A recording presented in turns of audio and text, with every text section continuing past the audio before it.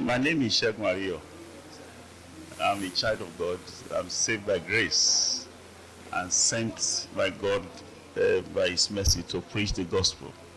That's just basically who am I.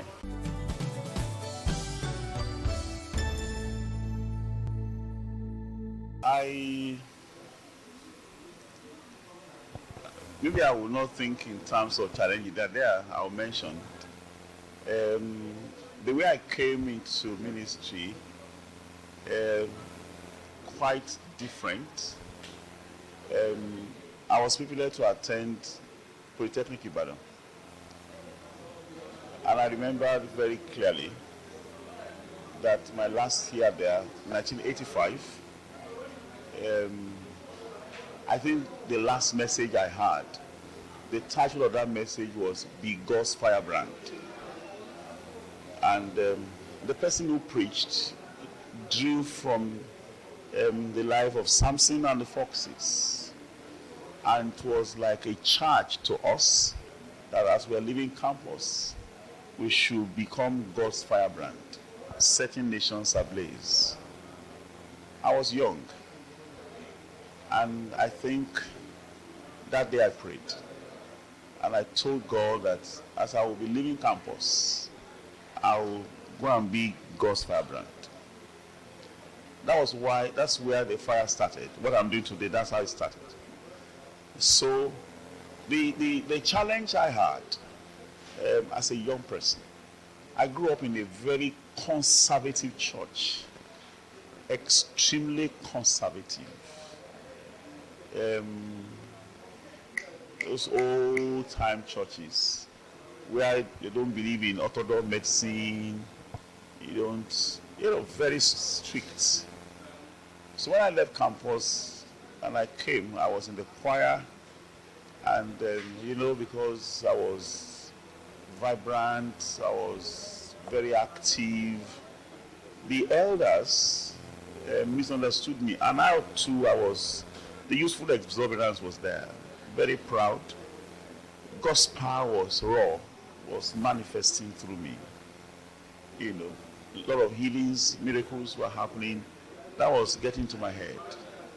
And so at a point I was in our church, they would call it Idaduro, suspension. So I was suspended. And that was very bad. So I just made up my mind that I'll wait until they lifted the suspension. And so when they lifted the suspension, I just waited for me to get married in the honor of my father. For my father was the founder. So I just waited. We did our wedding October 8, 1988, and I just left the church. So those were the things I did in those days that I would not have done if it's now. Better informed now that that's not how to handle situations like that. But I was just resolute in my mind. I had the low side, because when I had problem with the elders of the church, I just left the church. I began to pursue money. I just felt, no, just leave this really church thing. And I was looking for money. And I remember very well that in 1986, I was traveling to Ghana to go and buy raw gold. But between Ibadan and Shagamu, I had an accident. It was fatal. That was where I had this Ghanaian mark. And my chest, nobody believed I would survive. But God spared my life. So that was what brought me back to the Lord. I knew right there, as I sat on the expressway, that if I died there, I would go to hell. I was still under suspension at that time.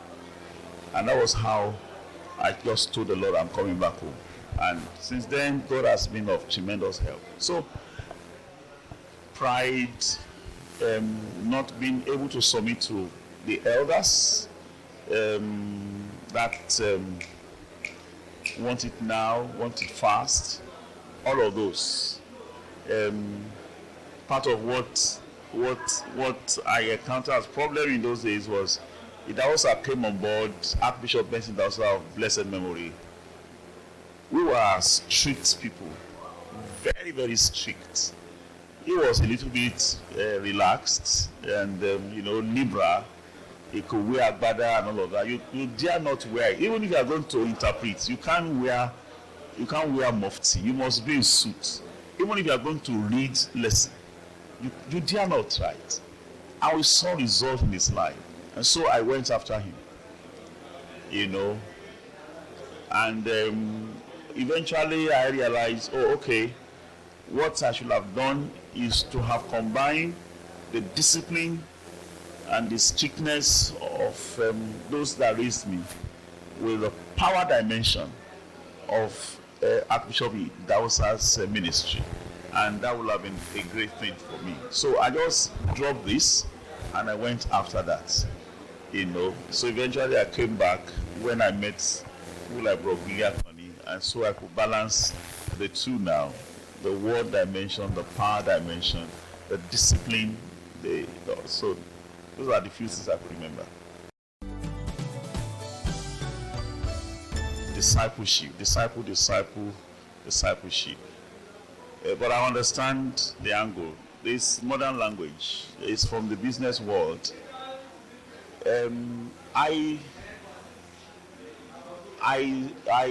had mine in 1995, and I just saw that I needed somebody I could defer to.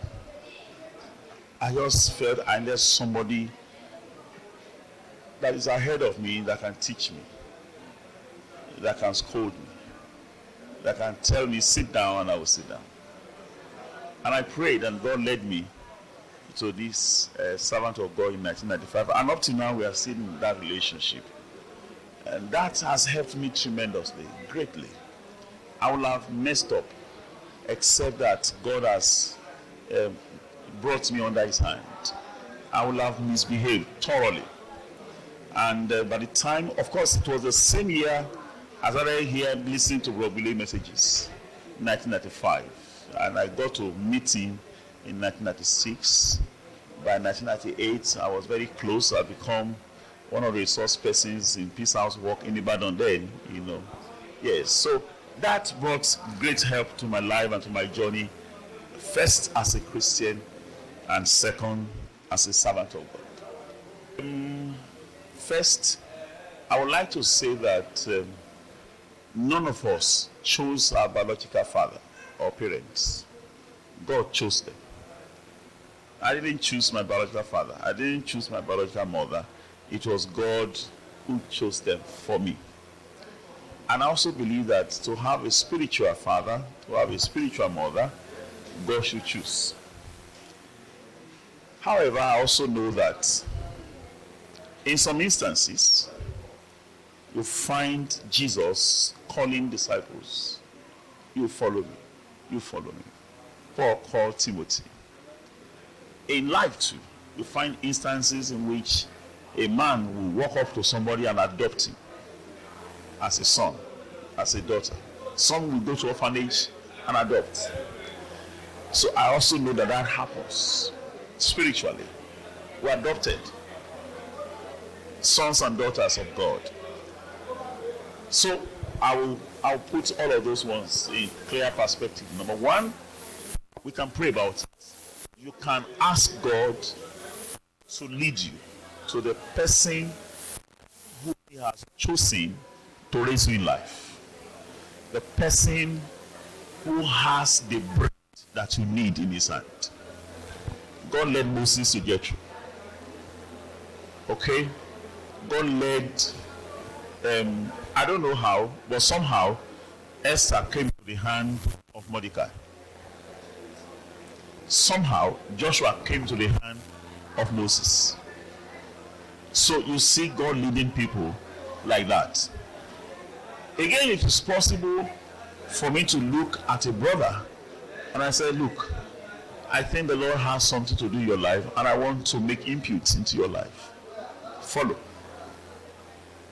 I have a brother like that, a son in the faith. And I sent him a text. And I said, I'm not planning to go to hell. And I know if you follow me, you will not go to hell. He said, don't be afraid to follow.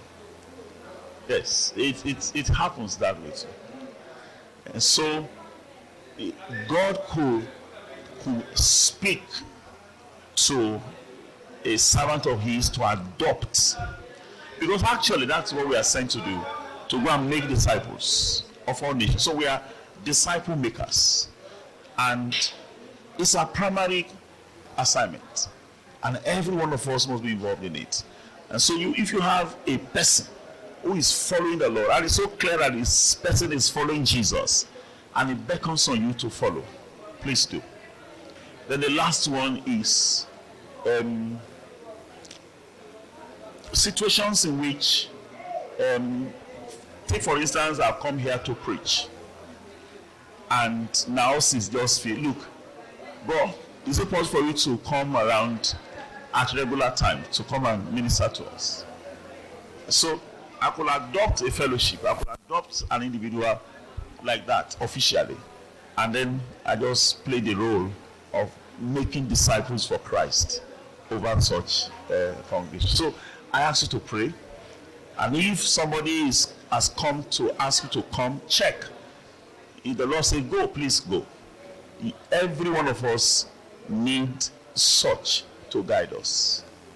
Yes, it is not easy to climb a tree that has no branches, but when you see a tree that has branches, it's easy to climb.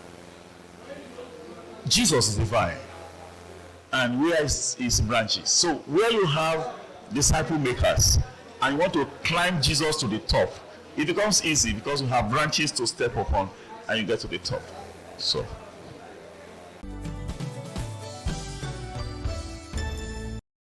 okay, let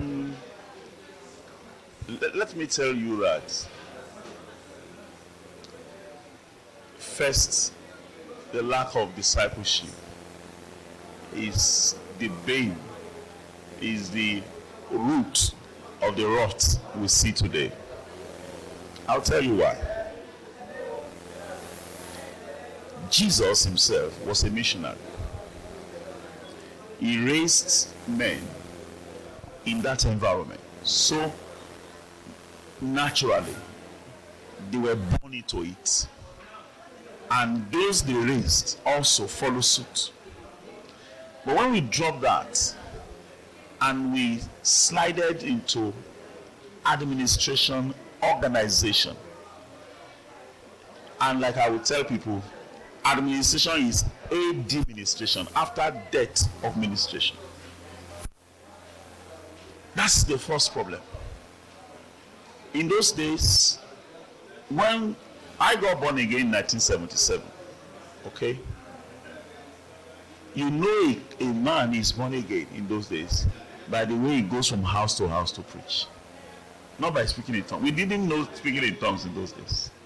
But we were very, very strong on going from one place to the other. Look,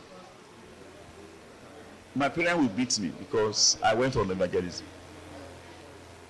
As a bachelor, we didn't have anything we are living for apart from sitting down with some of my free friends, studying the Word of God, and after we will go for missions. We will travel to a town, and I will not tell them at home. And all we are going to go to do in that town is to walk through the town and proclaim that you will hear the Word of God. I remember when we went to Isenyi, we knew nobody in Isenyi. We had nowhere to sleep in Isenyi. We just got to Isenyi. And we found a place, maybe a church somewhere. In fact, they gave us a passage of a house to sleep. We slept there. The following morning, we distributed ourselves throughout Isenyi and just to proclaim on the land. We're just walking and proclaiming. Now today, Isenyi has received the gospel and the Word of God is thriving there. Then there was nothing. It was more like a Muslim stronghold. And that's how we move from place to place. But unfortunately, our pulpit is not helping us now. Our emphasis, our focus changed. And so you have a Christian who is born again for 5 years, who had never once opened his or her mouth to witness to somebody, because he was never brought up in that atmosphere. So we need to go back there. We need to return. Look, I remember few years down the line now, they came and they said they wanted Christians to come and teach in the north, Christian religious studies. But we didn't want to go.